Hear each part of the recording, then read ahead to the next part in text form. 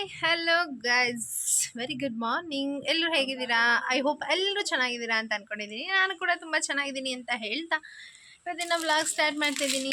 ಅದಕ್ಕೂ ಮುಂಚೆ ಇನ್ನೂ ಯಾರ್ಯಾರು ನನ್ನ ಚಾನಲ್ನ ಸಬ್ಸ್ಕ್ರೈಬ್ ಮಾಡ್ತೀರಾ ನೋಡ್ತಾ ಇದ್ದೀರಾ, ಸೊ ಪ್ಲೀಸ್ ಸಬ್ಸ್ಕ್ರೈಬ್ ಮಾಡ್ಕೊಂಡು ಸಪೋರ್ಟ್ ಮಾಡಿ. ಹಾಗೆ ಇದುವರೆಗೂ ಸಬ್ಸ್ಕ್ರೈಬ್ ಮಾಡಿಕೊಂಡು ಸಪೋರ್ಟ್ ಮಾಡ್ತಿರೋ ಪ್ರತಿಯೊಬ್ಬರಿಗೂ ಕೂಡ ಥ್ಯಾಂಕ್ಸ್ ಹೇಳ್ತಾ ಇವತ್ತಿನ ವ್ಲಾಗ್ ಸ್ಟಾರ್ಟ್ ಮಾಡೋಣ ಗೈಸ್. ಬನ್ನಿ, ಇವತ್ತಿನ ವ್ಲಾಗಲ್ಲಿ ನೋಡಿ ಅಂಗಡಿ ಯಾವ ರೀತಿ ಆಗಿದೆ ಅಂತ ಹೇಳಿ ಕೆಳಗಡೆ ನೋಡ್ತಿರ್ಬೋದು. ರಾಶಿ ರಾಶಿ ಬಟ್ಟೆ ಕೆಳಗಡೆ ಸುರಿದಿದ್ದೀನಿ. ಸೊ ಬಟ್ಟೆ ಅಂತೂ ಯಾಕಾದರೂ ಒಂದೊಂದ್ಸಲಿ ಬಟ್ಟೆ ಬಿಸ್ನೆಸ್ ಮಾಡಿಬಿಡ್ತೀನೋ ಅನ್ನೋಷ್ಟು ತಲೆ ಕೆಟ್ಟು ಹೋಗ್ಬಿಡುತ್ತೆ. ಸೊ ಆಗಲೇ ಹೇಳ್ದಂಗೆ ಯಾಕಾದರೂ ಬಿಸ್ನೆಸ್ ಸ್ಟಾರ್ಟ್ ಮಾಡಿಬಿಟ್ಟಿದ್ದೀನೋ ಅನ್ನೋಷ್ಟು ಒಂದೊಂದ್ಸಲಿ ಅಂದರೆ ಲಾಸ್ ಆಯಿತು ಅನ್ನೋ ಇಂಟೆನ್ಷನಲ್ಲಿ ಏನೂ ಇಲ್ಲ ಗೈಸ್. ಸೊ ತುಂಬ ಪ್ರಾಫಿಟ್ಟೇ ಬರುತ್ತೆ ಬಟ್ಟೆಯಲ್ಲಿ, ಬಟ್ ಆದರೆ ಹೆವಿ ರಿಸ್ಕ್ ಅಂತೂ ಇದ್ದೇ ಇರುತ್ತೆ ಬಟ್ಟೆಯಲ್ಲಿ. ಇನ್ನು ನೋಡ್ತಿರ್ಬೋದು ನೀವು, ಕೆಳಗಡೆ ತೋರಿಸ್ತೀನಿ ನೋಡಿ ಹಾಗೆ ಯಾವ ಥರ ಇದೆ ಅಂತ. ಸೊ ಇಷ್ಟು ಬಟ್ಟೆನೂ ನೋಡಿ, ಈಗ ಇದೆಲ್ಲ ಒಂದೊಂದೇ ಫೋಲ್ಡ್ ಮಾಡಬೇಕು ಕೆಳಗಡೆ. ನೋಡಿ ಇಷ್ಟೊಂದು ಬಟ್ಟೆ ಇದೆ. ಸೊ ಈಗ ಬಟ್ಟೆ ಎಲ್ಲ ಫೋಲ್ಡ್ ಮಾಡಿಕೊಂಡೆ ಇವತ್ತಿನ ವ್ಲಾಗ್ ಸ್ಟಾರ್ಟ್ ಮಾಡಬೇಕು ಅಂತ ಅಂದ್ಕೊಂಡಿದ್ದೀನಿ ಗೈಸ್. ಆ್ಯಕ್ಚುಲಿ ಏನಂದರೆ, ಸೊ ನಾನು ಯಾಕೆ ಆವಾಗಲೇ ಬಟ್ಟೆ ಬಿಸ್ನೆಸ್ಸು ಮಾಡೋದೇ ಬೇಡ ಅನಿಸ್ಬಿಡುತ್ತೆ ಅಂತ ಹೇಳಿದೆ ಅಂದರೆ, ಈಗಷ್ಟೇ ಎಲ್ಲ ಫೋಲ್ಡ್ ಮಾಡಿ ಇಟ್ಟಿರ್ತೀನಿ ನಾನು. ಬಟ್ ಈಗ ಶಾಪಲ್ಲಿ ಆ್ಯಕ್ಚುಲಿ ತುಂಬ ಅಂದರೆ ತುಂಬ ಆಫರ್ಸ್ ನಡೀತಾ ಇದೆ. ಜಸ್ಟ್ 200 ರುಪೀಸ್ ಟಾಪ್ಸು ಮತ್ತು 150 ರುಪೀಸ್ ಟಾಪ್ಸು, 120 ರುಪೀಸ್ ಸ್ಯಾರೀಸು, ಈ ಥರ ತುಂಬ ಅಂದರೆ ತುಂಬ ಕಲೆಕ್ಷನ್ಸ್ ಇದೆ. ಈಗ ಎಲ್ಲ ಆಫರ್ ಪ್ರೈಸ್ ಕೊಟ್ಟಿರೋದ್ರಿಂದ ತುಂಬ ಜನ ಬರ್ತಾ ಇರ್ತಾರೆ, ಹೋಗ್ತಾ ಇರ್ತಾರೆ. ಅದರಲ್ಲೂ ಬಂದು ಅಕ್ಕ ಇದನ್ನು ತೋರಿಸಿ ಅಂತ ಒಂದಷ್ಟು ಜನ ಬಂದು ಪಾಪ ಅವ್ರು ಕಿತ್ತಿರ್ತಾರೆ.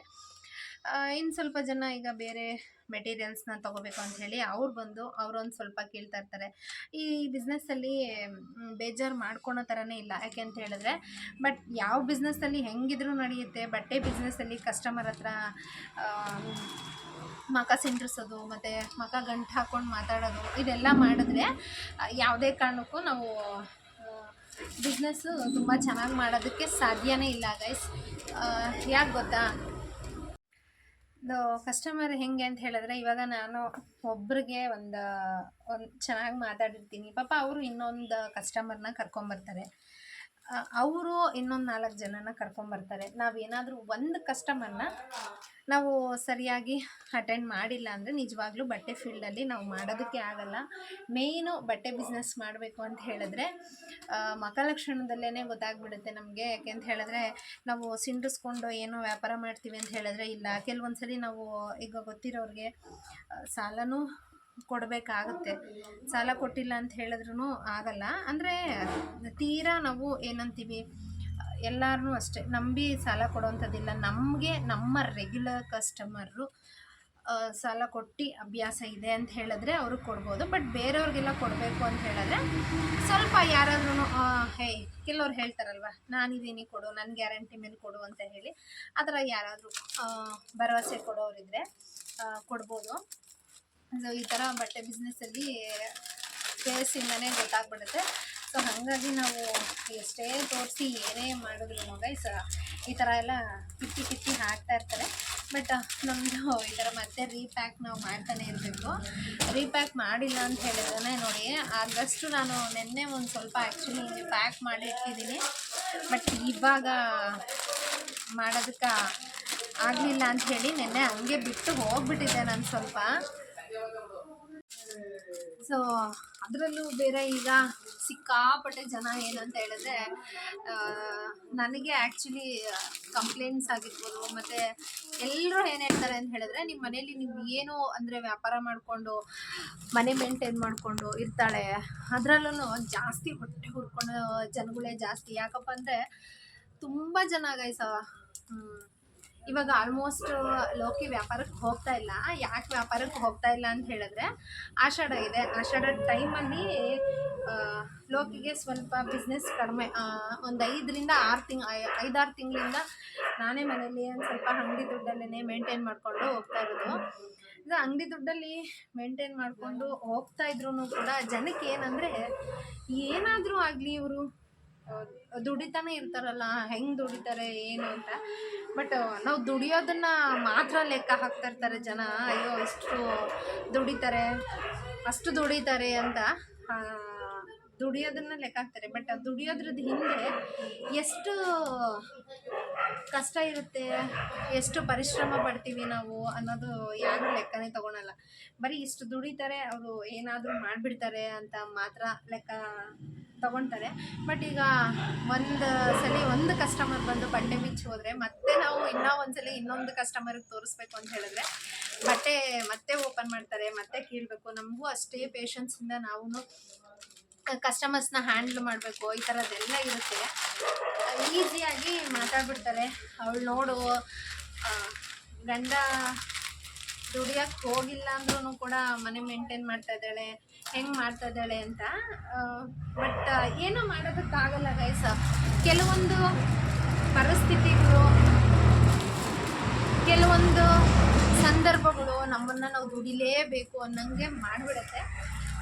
ಈಗ ಏಜ್ ಇದ್ದಾಗ ನನ್ನ ಪ್ರಕಾರ ದುಡಿಬೇಕು. ಏಜ್ ಇಲ್ಲ ಅಂತಂದ ಮೇಲೆ, ಏಜ್ ಮುಗಿದ ಮೇಲೆ ನಾವು ದುಡಿಯೋದಕ್ಕಾಗಲ್ಲ.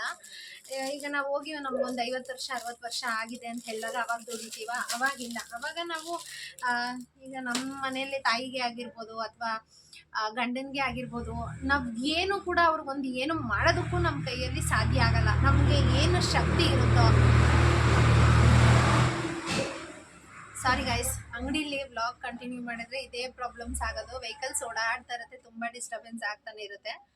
ಬಟ್ ಆದ್ರೂ ನಾವು ಮಾಡಲೇಬೇಕಾಗುತ್ತೆ. ಇನ್ನು ನಿನ್ನೆ ಅಂತೂ ನೈಟೀಸ್ಗಳಿಗೂ ಸಿಕ್ಕಾಪಟ್ಟೆ ಆಫರ್ಸ್ ಕೊಟ್ಟಿದೆ ನೋಡಿ. ಇವಾಗ ಈ ನೈಟಿ ನೋಡ್ತಾ ಇದ್ದೀರಲ್ಲ, ಇದೆಲ್ಲ ನೈಟಿನೂ ಜಸ್ಟ್ 150 ರುಪೀಸಲ್ಲಿ ನಾನು ಕೊಟ್ಟಿರೋದು. ಸೊ ನೈಟಿ ಕಲೆಕ್ಷನ್ಸ್ ಅಂತ ನೀವು ನೋಡ್ತಾ ಇರ್ಬೋದು. ತುಂಬ ಅಂದರೆ ತುಂಬ ಚೆನ್ನಾಗಿದೆ qualities. So just cheap and best ಸ್ಟಾಕಲ್ಲಿ ಕೊಟ್ಟಿದ್ದೆ. ಸೊ ನಿನ್ನೆ ಸ್ವಲ್ಪ ಡ್ರೆಸ್ಸಸ್ ಎಲ್ಲ ತುಂಬ ಅಂದರೆ ತುಂಬ ಸೇಲ್ ಆಗಿದೆ. ಹಾಗೆ ಲಾಸ್ಟ್ ಟೈಮ್ ತರಿಸಿದ್ದು 140 ರೂಪಾಯಿ ಸ್ಯಾರೀಸ್ ಅಂತೂ ಫುಲ್ ಸೋಲ್ಡ್ ಔಟ್ ಆಗಿದೆ. ಜಸ್ಟ್ 2 ಪೀಸ್ ಅಷ್ಟೇ ಉಳಿದಿರೋದು. ಇದೊಂದು ಸ್ಯಾರಿ, ಇದೊಂದು ಸ್ಯಾರಿ, ಇವೆರಡು ಸ್ಯಾರೀಸ್ ಉಳಿದಿದೆ ಅಷ್ಟೇ. ಸೊ ಈ ವಾರ ಒಂಚೂರು ಬಿಸ್ನೆಸ್ಸು ತುಂಬ ಚೆನ್ನಾಗಿ ಆಗಿದೆ. ಕೆಲವರು ಹೇಳ್ತಾ ಇದ್ರು ಆಷಾಢದಲ್ಲಿ, ಕೆಲವರೆಲ್ಲ, ನನಗೂ ಕೂಡ ಇದು ಎಕ್ಸ್ಪೀರಿಯೆನ್ಸ್ ಆಗಿದೆ. ಆಷಾಢದಲ್ಲಿ ಅಷ್ಟು ಬಿಸ್ನೆಸ್ಸು ಒಂದು ಸ್ವಲ್ಪ ಡಲ್ಲು. ಬಟ್ ಅದು ಏನೋ ಗೊತ್ತಿಲ್ಲ, ಈ ಸಲ ಮಾತ್ರ ಆಷಾಢ ಅಂತಲೂ ನೋಡಿಲ್ಲ, ಅಷ್ಟು ಚೆನ್ನಾಗಿ ಬಿಸ್ನೆಸ್ ಇಂಪ್ರೂವ್ ಆಗಿದೆ. ಇನ್ನು ಇದು ಆ್ಯಕ್ಚುಲಿ ಇದು ಮತ್ತು ಇದರಲ್ಲೇ ಇನ್ನೊಂದು ಪಿಂಕ್ ಕಲರ್ ಇದೆ, ಈ ಕಲರು. ಇದು ಎರಡು ಕಲರೂ ಕೂಡ ನಿನ್ನೆ ಅವರು ಸ್ವಲ್ಪ ಅಡ್ವಾನ್ಸ್ ಮಾಡಿ ಕೊಟ್ಟು ಹೋಗಿದ್ದಾರೆ. ಅಂದರೆ ಎರಡರಿಂದ ಇದು 180 ರುಪೀಸ್ ಅಂತ ಹೇಳಿದ್ರೆ 260 ರುಪೀಸ್ ಆಗಿದೆ ಎರಡರಿಂದ.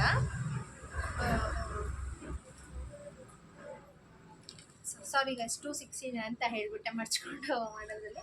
360 ರುಪೀಸ್ ಆಗಿದೆ ಎರಡರಿಂದ. 180 ಒಂದು. ಅದರಲ್ಲಿ ಅವರು ಒಂದು 100 ರುಪೀಸ್ ಕೊಟ್ಟು ಹೋಗಿದ್ದಾರೆ ನನಗೆ ಇಟ್ಟಿಯಾಕ ಅಂತ, ನಾಳೆ ಬರ್ತೀನಿ ಅಂತ ಹೇಳಿ. ಇವತ್ತು ಸಂಜೆ ಬರ್ತಾರೆ. ಬಟ್ ನಿನ್ನೆಯಿಂದ ಅಂಗಡಿಲಂತೂ ಬಟ್ಟೆ ಫೋಲ್ಡ್ ಮಾಡಿನೇ ಒಂಥರ ತುಂಬ ಸುಸ್ತಾಗ್ಬಿಟ್ಟಿದೆ. ನನ್ನ ಫೇಸ್ ನೋಡಿದ್ರೇ ಗೊತ್ತಾಗುತ್ತೆ ಅನಿಸುತ್ತೆ ನಿಮಗೆ. ಅಷ್ಟು ಸ್ಟಾಕು ಸೋಲ್ಡ್ ಔಟ್ ಆಗಿದೆ. ಇನ್ನೊಂದು ಸ್ವಲ್ಪ ಇದೆ. ಏನಿದ್ರು ಇದನ್ನೆಲ್ಲ ಒಂದು ಸ್ವಲ್ಪ ಮುಗಿಸ್ಬಿಟ್ರೆ ಇವತ್ತಿನ ಬಟ್ಟೆ ಮುಗೀತು. ಸೊ ಇವತ್ತಿನ ಬ್ಲಾಗಲ್ಲಿ ಆ್ಯಕ್ಚುಲಿ ನಿಮಗೆ ನನ್ನ ಟೈಟಲ್ ನೋಡಿದ್ರೇ ಗೊತ್ತಾಗಿರುತ್ತೆ ನಾವು ದುಡಿಯೋದ್ರ ಮೇಲೆ ಯಾಕೆ ಇಷ್ಟು ಕಣ್ಣು ಹಾಕ್ತಾರೋ ಅಂತ. ಗೊತ್ತಿಲ್ಲ ಅಂತ ನಾನು ಎಲ್ಲ ಹೆಣ್ಮಕ್ಳಿಗೂ ಅಷ್ಟೇ ಹೇಳೋದು, ಎಲ್ಲ ಗಂಡು ಮಕ್ಳಿಗೂ ಅಷ್ಟೇ ಹೇಳೋದು, ಶಕ್ತಿ ಇದ್ದಾಗ ನಿಮಗೆ ಏನು ವಯಸ್ಸಿದೆಯೋ ಆ ವಯಸ್ಸಿದ್ದಾಗ ದುಡಿದ್ಬಿಡಿ. ಆಮೇಲೆ ದುಡಿಯೋಕ್ಕಾಗಲ್ಲ. ಆಮೇಲೆ ಇವಾಗ ತುಂಬ ಜನದ ಮನೇಲಿ ಏನು ಪ್ರಾಬ್ಲಮ್ಮು ಅಂತ ಹೇಳಿದ್ರೆ, ಮದುವೆ ಆದಾಗ ಹೊಸದ್ರಲ್ಲಿ ಅಯ್ಯೋ ಇಲ್ಲ ನನ್ನ ಹೆಂಡ್ತಿ ನಾನು ಎಲ್ಲೂ ಕಳಿಸಲ್ಲ ಅಂತ ಹೇಳ್ತಾರೆ. ಯಾಕೆಂತ ಹೇಳಿದ್ರೆ ಅವಾಗಿನ್ನೂ ಹೊಸದು. ಸೊ ಬೇಡ, ಹೋಗೋದು ದುಡಿಯೋದು ಬೇಡ ಅಂಥೇಳಿ ಇಟ್ಕೊತಾರೆ. ಆಮೇಲೆ ಮದುವೆ ಆಗಿ ಒಂದು ಸ್ವಲ್ಪ ದಿನ ಆಗಿ ಅವ್ರ ಮಕ್ಳು ಹುಟ್ಟಿ ಅವ್ರ ಮಕ್ಕಳನ್ನ ಸ್ಕೂಲಿಗೆ ಸೇರಿಸ್ಬೇಕು ಅಂತ ಹೇಳಿದಾಗ 2-3 ಜನ ಮಕ್ಕಳು ಅಥವಾ 2-3 ಜನ ಸ್ಕೂಲಿಗೆ ಹೋಗೋ ಟೈಮ್ ಬಂತು ಅಂದಾಗ ಆಗ ತುಂಬ ಟೈಟ್ ಆಗುತ್ತೆ. ಆವಾಗ ಹೆಣ್ಮಕ್ಳನ್ನ ದುಡಿಯೋಕ್ಕೆ ಹೋಗೋಣ ಅಂತ ಹೇಳ್ತಾರೆ. ಹೋಗಿ ಅಂತ ಯಾರು ಕತ್ತಿಡ್ದೇನೋ ಫೋರ್ಸ್ಫುಲ್ಲಾಗಿ ಏನೂ ಕಳಿಸಲ್ಲ. ಬಟ್ ಆದರೂ ಅವಾಗ ಏನಾದರೂ ಮಾಡೋಣ ಅಂತ ಅಂದ್ಕೊಂಡಿರ್ತಾರೆ. ಬಟ್ ಆದರೆ ಕೆಲವ್ರಿಗೆ C-ಸೆಕ್ಷನ್ಸ್ ಆಗಿರುತ್ತೆ, ಕೆಲವ್ರಿಗೆ 2 C-ಸೆಕ್ಷನ್ ಆಗಿರುತ್ತೆ. ಅವಾಗ ಅವ್ರ ಹತ್ರ ಅಷ್ಟು ಶಕ್ತಿ ಇರಲ್ಲ, ಹೋಗಿ ದುಡ್ದು ಮನೆ ಫೇಸ್ ಮಾಡ್ತೀವಿ ಅನ್ನೋ ಶಕ್ತಿ ಇರಲ್ಲ. ನಾನು ಹೇಳೋದು, ಕೈಯಲ್ಲಿ ಶಕ್ತಿ ಇದ್ದಾಗಲೇ ಅಲ್ಪ ಸ್ವಲ್ಪ ಆದರೂ ಪರವಾಗಿಲ್ಲ, ಅಟ್ಲೀಸ್ಟ್ ನಾವು ತಿನ್ನೋ ಅನ್ನಕ್ಕಾದ್ರೂ ನಾವು ದುಡ್ಕೋಬೇಕು ಅನ್ನೋದು ನನ್ನ ಅಭಿಪ್ರಾಯ. ಬಟ್ ಇದರಿಂದ ಯಾರಿಗಾದ್ರೂ ಹರ್ಟ್ ಆಗಿದ್ರೆ I am really sorry guys. But ನನಗೆ ಅನಿಸಿದ್ದನ್ನು ನಾನು ಹೇಳ್ತಾ ಇದ್ದೀನಿ. ಹಾಗೆ ನನಗೆ ನಾನು ಆಗಲೇ ಹೇಳ್ದಂಗೆ ತುಂಬ ಜನ ಮಾತಾಡೋದೇನು ಅಂದರೆ, ಗಂಡ ಕೆಲಸಕ್ಕೆ ಹೋಗಿಲ್ಲ ಅಂದ್ರೂ ಮೇಂಟೈನ್ ಮಾಡ್ತಾಳಲ್ಲ ಇವಳು, ಹೆಂಗೆ ಮಾಡ್ತಾಳೆ ಹಾಗೆ ಹಿಂಗೆ ಅಂತಾರೆ. ಬಟ್ ನೀವು ಹೆಂಗೆ ದುಡಿತಾಳೆ ನೋಡು ಅಂತೆಲ್ಲ ಮಾತಾಡ್ತೀರಾ.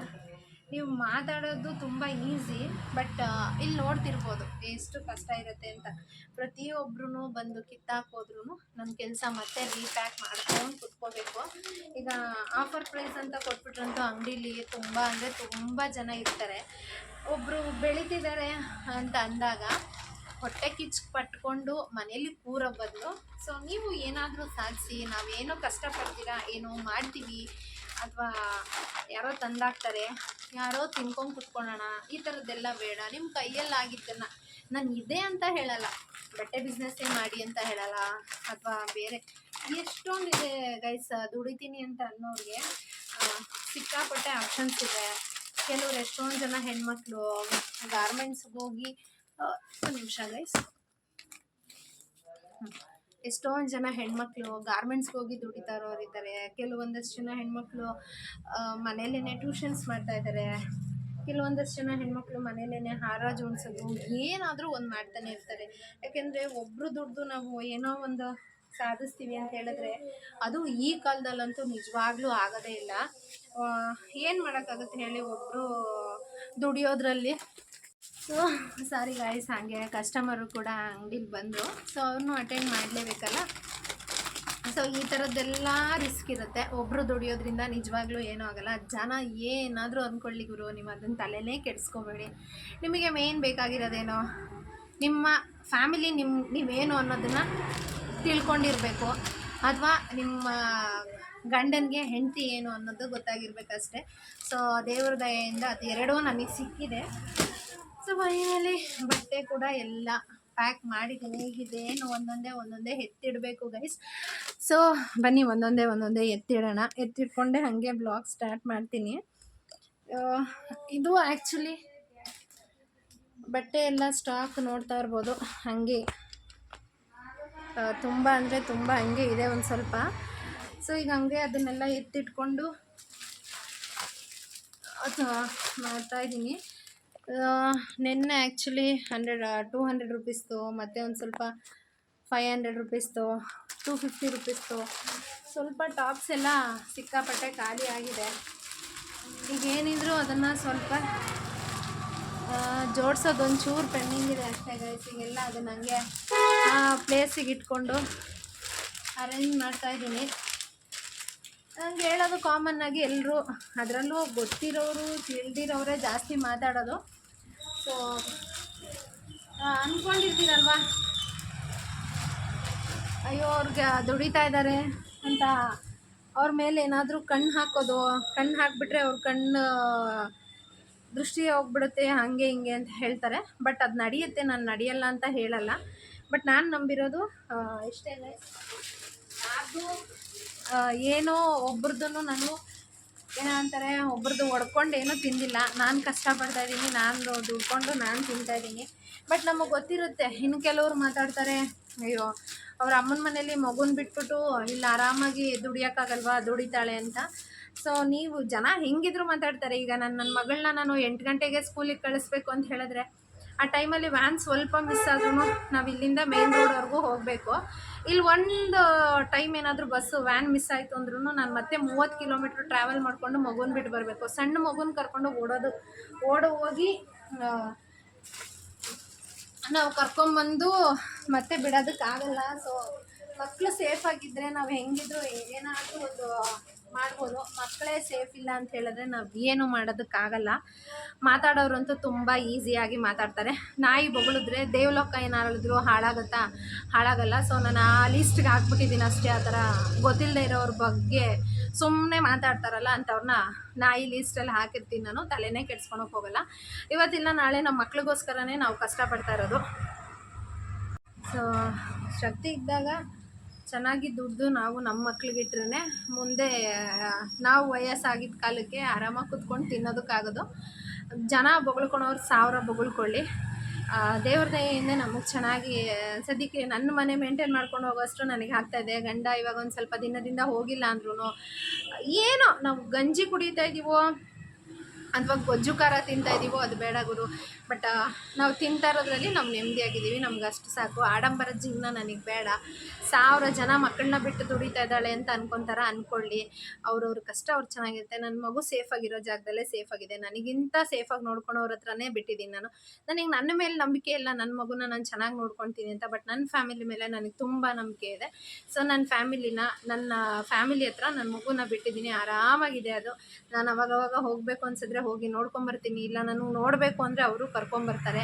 ನೀವೆಷ್ಟು ಜನ ಹೊಟ್ಟೆ ಕಿಚ್ಚು ಪಟ್ಕೊಳ್ಳಿ, ನನಗೆ ಬೇಕಾಗೇ ಇಲ್ಲ ಅದು. ನನಗೆ ಅನಿಸ್ಬಿಡುತ್ತೆ ಒಂದೊಂದ್ಸಲಿ ಮೂರನೇ ವ್ಯಕ್ತಿಗಳು ಯಾರಾದರೂ ನಮ್ಮ ಸಹಾಯಕ್ಕೆ ಬಂದುಬಿಡ್ತಾರೆ. ಬಟ್ ಈ ಸಂಬಂಧಿಕರು ಇರ್ತಾರಲ್ಲ, ಇವ್ರದ್ದು ಬರೀ ಒಂಥರ ಏನಂತಾರೆ, ಎಲ್ಲರೂ ಅಂತ ಹೇಳಲ್ಲ, ಕೆಲವೊಬ್ರು ಅಷ್ಟೇ. ಕೆಲವರು ಯಾವ ಥರ ಅಂದರೆ ಹೊಟ್ಟೆ ಕಿಚ್ಚಿನಲ್ಲೇ ಜೀವನ ಮಾಡ್ಕೊಂಡು ಹೋಗ್ತಾ ಇರ್ತಾರೆ. ಅಯ್ಯೋ ದುಡಿತಾ ಇದ್ದಾರೆ. ನನಗೆ ಎಲ್ಲರೂ ಕೇಳೋದು ಇತ್ತೀಚೆಗೆ ಕಾಮನ್ ಕ್ವಶನ್ಸ್ ಒಂದು ಏನಪ್ಪ ಅಂತ ಹೇಳಿದ್ರೆ, ಏನೋ ಗಂಡ ಹೆಂಡತಿ ಎಲ್ಲ ತಿನ್ನೋದು ಬಿಟ್ಟು ದುಡಿತಾ ಇದ್ದೀರಾ ಅಂತ. ಯಾರು ತಿನ್ನೋದು ಬಿಟ್ಟು ದುಡಿಯೋಕ್ಕಾಗತ್ತಲ್ವಾ? ಅದೇನೋ ಮಾತಾಡಬೇಕಾದ್ರೆ ಬುದ್ಧಿ ಇದ್ದು ಮಾತಾಡ್ತಾರೋ ಅಥವಾ ಬುದ್ಧಿ ಇಲ್ದಿರ ಮಾತಾಡ್ತಾರೋ ನನಗೆ ಗೊತ್ತಿಲ್ಲ. ತಿನ್ನೋದು ಬಿಟ್ಟು ಯಾರೂ ಮಾತಾಡೋದಕ್ಕಾಗಲ್ಲ, ತಿನ್ನೋದು ಬಿಟ್ಟು ಯಾರು ಏನೂ ಕೆಲಸ ಮಾಡೋದಕ್ಕೂ ಆಗಲ್ಲ. ಬಟ್ ನಾವು ದುಡಿಬೇಕು ಅಂತ ಹೇಳಿದ್ರೆ, ನನ್ನ ಮಗಳು ಹೋಗಿದ ತಕ್ಷಣ ನನ್ನ ಅಂಗಡಿಗೆ ಬರಲೇಬೇಕು. ನಾವು ಇಟ್ಟಿರೋದು ಬ್ಯಾಂಗಲ್ ಸ್ಟೋರ್ ಆಗಿರೋದ್ರಿಂದ, ಸ್ಕೂಲ್ ಆಪೋಸಿಟೇ ಇರೋದ್ರಿಂದ ನಾನು ಬೆಳಗ್ಗೆ 8:10ಕ್ಕೆ ನಾನು ಅಂಗಡಿ ಓಪನ್ ಮಾಡಲೇಬೇಕಾಗುತ್ತೆ. ಬಟ್ ಮಾತಾಡೋರು 8 ಗಂಟೆಗೆ ಹೋಗಿ ಕೂತ್ಕೋತಾಳೆ ಅಂತ. ಸೊ ಸ್ಕೂಲ್ ಟೈಮ್ ಅಪ್ಪ ಅದು. ಸ್ಕೂಲ್ ಟೈಮ್ ಮುಗಿದ್ರೆ ಮತ್ತೆ ನಾನು ಇಲ್ಲಿ ಬಂದೇನು ಕಡಲೆಪುರಿ ವ್ಯಾಪಾರ ಮಾಡೋಕ್ಕಾಗುತ್ತಾ? ಆಗಲ್ಲ ಅಲ್ವಾ? ಏನು ತಲೆ ಇದ್ದು ಮಾತಾಡ್ತಾರೋ ಇಲ್ದಿರ ಮಾತಾಡ್ತಾರೋ ನನಗಂತೂ ಗೊತ್ತಿಲ್ಲ. ಸ್ಕೂಲ್ ಟೈಮು ಬೆಳಗ್ಗೆ 8:30ಇಂದ 10 ಗಂಟೆವರೆಗೂ ಅಷ್ಟೇ. ಆಮೇಲೆ ನಿಧಾನಕ್ಕೆ ಡ್ರೆಸ್ಸಸ್ಸು ಈ ಥರದ್ದೆಲ್ಲ ಹಾಕ್ತಾ ಇರುತ್ತೆ. ಸೊ ಆಡ್ಕೊಳೋರು ಮಾತಿಗೆ ಏನು ತಲೆ ಕೆಡ್ಸ್ಕೊಳೋ ನೆಸೆಸಿಟಿ ಇರಲ್ಲ ಅಂತ ಅಂದ್ಕೊಂಡಿದ್ದೀನಿ. ನಮಗೇನು ಮೇಯ್ನ್ ಬೇಕಾಗಿರೋದು, ನಾವು ದುಡಿಯೋದಷ್ಟೇ ನಮಗೆ ಬೇಕಾಗಿರೋದು. ಆಡ್ಕೊಳೋರು ಯಾವತ್ತಿದ್ರೂ ಇಲ್ಲೇ ಇರ್ತಾರೆ. ನಾವು ಆಡಿಸ್ಕೊಂಡಿರೋರು, ನಮ್ಮನ್ನು ಅಂದಿರೋರು ಯಾವತ್ತೂ ನಮ್ಮ ಮೇಲೆ ಹೋಗ್ತಾನೆ ಇರ್ತೀವಿ ಅಂತ ನಮ್ಮಮ್ಮ ಹೇಳ್ತಾ ಇರ್ತಾರೆ ತುಂಬ ಸಲ. ಯಾರು ಏನಾದರೂ ಮಾತಾಡ್ಕೊಳ್ಳಿ, ನಿನಗೇನು, ನೀನು ಹೋಗು, ನೀನು ಸುಮ್ಮನೆ ನಿನ್ನ ಕೆಲಸ ನೀನು ಮಾಡ್ತಾಯಿರು ಅಂತ. ಬಟ್ ಕೆಲವೊಂದು ಸಲ ಏನಾಗುತ್ತೆ ಅಂದರೆ ಅದನ್ನೇ ಪಾಲಿಸ್ತಿರ್ತೀನಿ. ಕೆಲವೊಂದು ಸಲ ಈಗ ತುಂಬ ಶಾರ್ಟ್ ಟೆಂಪ್ ಆದಾಗ ನಾನು ರಿಪ್ಲೈ ಮಾಡಿಬಿಡ್ತೀನಿ. ಅದು ನಾನು ವ್ಲಾಗಲ್ಲಿ ನೋಡಿ ಕೆಲವ್ರಿಗೆ ಅರ್ಥ ಆಗಿಬಿಡುತ್ತೆ. ನೋಡಿರ್ತಾರೆ, ನೋಡಿಲ್ಲ ಅನ್ನೋ ರೇಂಜಿಗೆ ಇರ್ತಾರೆ, ಅದು ನನಗೆ ಗೊತ್ತಾಗುತ್ತೆ. ಸೊ ನಾನು ರಿಪ್ಲೈ ಕೊಟ್ಟಿರೋದನ್ನು ನೋಡಿರ್ತಾರೆ ಅಂತ. ಅವರೇ ನಮ್ಮನ್ನು ನೋಯಿಸಿರೋರೇ ನಮ್ಮ ಮುಂದೆ ಚೆನ್ನಾಗಿರ್ಬೇಕಾದ್ರೆ, ನಾವು ಯಾರಿಗೂ ನೋವು ಮಾಡ್ದಿರ ನಾವು ಬದುಕ್ತಿರೋರು, ನಾವು ಯಾಕೆ ಅವ್ರಿಗೆ ತಲೆ ಕೆಡಿಸ್ಕೋಬೇಕು ಅಂತ ಅಮ್ಮ ಕೆಲವೊಂದು ಸಲ ಹೇಳ್ತಾ ಇರ್ತಾಳೆ, ಅಮ್ಮ ಅಕ್ಕ ಎಲ್ಲರೂ. ಸೊ ಹೌದಲ್ವಾ ಅನ್ನೋದು ನನಗೂ ಕೂಡ ತಲೆಗೆ ಬಂದುಬಿಡುತ್ತೆ. ಸೊ ಅವ್ರು ಏನಾದರೂ ಅಂದ್ಕೊಳ್ಳಿ, ನಮಗೇನು ನಮ್ಗೆ ಶಕ್ತಿ ಇರೋವರೆಗೂ, ನಮಗೆ ಆಯಸ್ಸಿರೋವರೆಗೂ ನಾವು ದುಡಿತಾ ಇರಬೇಕು ಅಷ್ಟೇ. ಇನ್ನು ಕೆಳಗಡೆ ನೀವು ನೋಡ್ತಿರ್ಬೋದು ಗೈಸ್, ಈಗ ಆಲ್ಮೋಸ್ಟ್ ಸ್ಟಾಕ್ ಎಲ್ಲ ಕ್ಲಿಯರ್ ಮಾಡಿ ಎತ್ತಿ ಇಟ್ಟಿದ್ದೀನಿ, ಫುಲ್ಲು ಮಡಚಿ ಇಟ್ಟಿದ್ದೀನಿ. ಆಫರ್ ಪ್ರೈಸಲ್ಲಿ ತುಂಬ ಜನ ನಡೀತಾ ಇದೆ. ಆದರೂ ನನ್ನ ಸಬ್ಸ್ಕ್ರೈಬರ್ ಒಂದಿಬ್ಬರು ನನ್ನ ಕೇಳಿದರು, ಸಿಸ್ಟರ್ ಯಾಕೆ ಇನ್ಸ್ಟಾಗ್ರಾಮಲ್ಲಿ ನೀವು ಅಪ್ಲೈ ಮಾಡ್ತಿಲ್ಲ, ಇನ್ಸ್ಟಾಗ್ರಾಮಲ್ಲಿ ಅಪ್ಲೋಡ್ ಮಾಡಿ ನಾವು ಬೈ ಮಾಡ್ತೀವಿ, ನಾವು ಸಪೋರ್ಟ್ ಮಾಡ್ತೀನಿ ಅಂತ ಹೇಳ್ತಾರೆ. ಬಟ್ ಆದರೆ ಅವ್ರಿಗೆ ನಾನು ಏನು ಹೇಳೋಕ್ಕೆ ಇಷ್ಟಪಡ್ತೀನಿ ಅಂದರೆ, ಸಿಸ್ಟರ್ ನನ್ನ ಫೋನ್ ಕ್ಲಾರಿಟಿ ಅಷ್ಟು ಚೆನ್ನಾಗಿಲ್ಲ. ಅವರೆಲ್ಲ ಚೆನ್ನಾಗಿರೋ ಕ್ಯಾಮ್ರಾ ಇಟ್ಕೊಂಡಿರ್ತಾರೆ, ಚೆನ್ನಾಗಿರೋ ಫೋನ್ಸ್ ಇಟ್ಕೊಂಡಿರ್ತಾರೆ. ಸೊ ಅವರು ಅಟ್ರಾಕ್ಟಿವ್ ಆಗ್ತಾರೆ, ಪರ್ಚೇಸ್ ಮಾಡ್ತಾರೆ. ನಾವೇನಾದರೂ ಹೋಗಿ ನಮ್ಮಂಥ ಮಿಡಲ್ ಕ್ಲಾಸ್ ಫ್ಯಾಮಿಲಿಯವರು ಹೋಗಿ ಏನಾದರೂ ಸಪೋರ್ಟ್ ಮಾಡಿ ಅಂತ ಕೇಳಿದ್ರೆ ನಿಜವಾಗ್ಲೂ ಅವ್ರು ಯಾರೂ ನಂಬೋದು ಇಲ್ಲ, ಬೈ ಮಾಡಲ್ಲ. ಸೊ ಹಾಗಾಗಿ ನಾನು ಇಂದು 715 ಅನ್ನೋ ಐಡಿಲಿ ಆ್ಯಕ್ಚುಲಿ ಒಂದೇ ಒಂದು ನೋಡೋಣ ಯಾವ ರೀತಿ ಬರುತ್ತೆ ಅಂತ ಹೇಳಿ ಅಪ್ಲೋಡ್ ಮಾಡಿದ್ದೆ. ಬಟ್ ಅದು ಅಷ್ಟು ಕ್ಲಾರಿಟಿಯಾಗಿ ಬಂದಿರಲಿಲ್ಲ. ಅದಕ್ಕೆ ಬೇಡ ಅಂತ ಹೇಳಿ ನಾನೇ ಡಿಸೈಡ್ ಮಾಡಿದ್ದೀನಿ. ಆಫ್ಲೈನಲ್ಲೇ ನನಗೆ ಶಾಪಲ್ಲಿ ಏನು ಸೇಲ್ ಆಗ್ತಿದೆ ಅದೇ ಸಾಕು ಅಂತ ಡಿಸೈಡ್ ಮಾಡ್ಕೊಂಡಿದ್ದೀನಿ ಗೈಸ್. ಹೊಟ್ಟೆ ಉಳ್ಕೊಳೋರು ಅಲ್ಲೇ ಇರ್ತಾರೆ, ಎಲ್ಲಿರ್ತಾರೋ ಅಲ್ಲೇ ಇರ್ತಾರೆ. ಏನಾದರೂ ಅಂದ್ಕೊಳ್ಳಿ, ನನಗೆ ಬೇಕಾಗಿರೋದೇನು, ನನಗೆ ನನ್ನ ಫ್ಯಾಮಿಲಿ, ನಮ್ಮ ಮನೆಯವರು ಅಷ್ಟೇ ನನಗೆ ಮುಖ್ಯ ಆಗಿರೋದು. ಅದು ಬಿಟ್ಟರೆ ಬೇರೆ ಇನ್ನೇನು ನನಗೆ ಬೇಕಾಗಿಲ್ಲ ಅಂತ ಅಂದ್ಕೊಳ್ತೀನಿ. ಹಾಗೆ ಸಿಸ್ಟರ್ಗೂ ಕೂಡ ನಾನು ಸ್ಪೆಷಲಿ ಥ್ಯಾಂಕ್ಸ್ ಹೇಳ್ತೀನಿ. ಸಿಸ್ಟರ್ ನಿಮ್ಮ ಐಡಿ ಕಳಿಸಿ ನಾನು ಬೈ ಮಾಡ್ತೀನಿ ಅಂತೆಲ್ಲ ಹೇಳಿದರು. ನಾನು ಒಂದೇ ಒಂದು ವಿಡಿಯೋ ಮಾಡಿಬಿಟ್ಟಿರೋದು, ನನಗೆ ಕ್ಲಾರಿಟಿ ನನಗೆ ಅಷ್ಟು ಸಮಾಧಾನ ಆಗಿಲ್ಲ. ನಮ್ಮದೆಲ್ಲ ನೀವು ಅಂದ್ಕೊಂಡಿರೋ ಥರ ದೊಡ್ಡ ಕ್ಲಾರಿಟಿ ಫೋನ್ ಏನಲ್ಲ, ನಮ್ಮ ಹತ್ರ ಏನಿದೆಯೋ ಅದರಲ್ಲಿ ಏನಾದರೂ ಒಂದು ಮಾಡೋಣ ಅಂತ ಹೇಳಿ ಮಾಡ್ಕೊಂಡು ಹೋಗ್ತಾ ಇದ್ದೀನಿ ಅಷ್ಟೇ. ಸೊ ಈ ಆಷಾಢದಲ್ಲಿ ನನ್ನ ಬಿಸ್ನೆಸ್ ಅಂತೂ ತುಂಬ ಚೆನ್ನಾಗಿ ಕ್ಲಿಕ್ ಆಗಿದೆ. ಆಲ್ಮೋಸ್ಟ್ ಎಲ್ಲ ಸ್ಯಾರೀಸು ನೋಡ್ತಾ ಇರ್ಬೋದು ಸ್ಟಾಕ್ ಔಟ್ ಆಗಿದೆ. ಇನ್ನೊಂದು ಸ್ವಲ್ಪ ಇದೆ ಸ್ಟಾಕು, ಮತ್ತು ಬೆಂಗಳೂರಿಗೆ ಹೋಗಿ ರೀಸ್ಟಾಕ್ ಮಾಡಿಸ್ಕೊಂಡು ಬರಬೇಕು. ನನ್ನ ಕಸ್ಟಮರ್ಗೆ ಸ್ಪೆಷಲಿ ನನಗೆಲ್ಲ ಕಸ್ಟಮರ್ಸೂ ಆ್ಯಕ್ಚುಲಿ ಮುಸ್ಲಿಮ್ಸೇ ಇರೋದು. ಒಂದು 80% ನನಗೆ ಮುಸ್ಲಿಮ್ಸೇ ಇಲ್ಲಿ ನನ್ನ ಕಸ್ಟಮರ್ಸ್ ಬರೋದು. ಎಲ್ರಿಗೂ ಥ್ಯಾಂಕ್ಸ್ ಹೇಳ್ತೀನಿ ಗೈಸ್, ನಿಮ್ಮಿಂದನೇ ನಾನು ಅಂತ ಹೇಳ್ತಾ ಇವತ್ತಿನ ಬ್ಲಾಗು ಕೂಡ ಮುಗಿಸ್ತಾ ಇದ್ದೀನಿ. ವಿಡಿಯೋ ಇಷ್ಟ ಆಗಿದ್ರೆ ಲೈಕ್ ಮಾಡಿ, ಶೇರ್ ಮಾಡಿ. ಹಾಗೆ ಇನ್ನೂ ಯಾರ್ಯಾರು ನನ್ನ ಚಾನಲ್ನ ಸಬ್ಸ್ಕ್ರೈಬ್ ಮಾಡಿಲ್ಲ ದಯವಿಟ್ಟು ಸಬ್ಸ್ಕ್ರೈಬ್ ಮಾಡ್ಕೊಂಡು ಸಪೋರ್ಟ್ ಮಾಡಿ. Thank you all guys.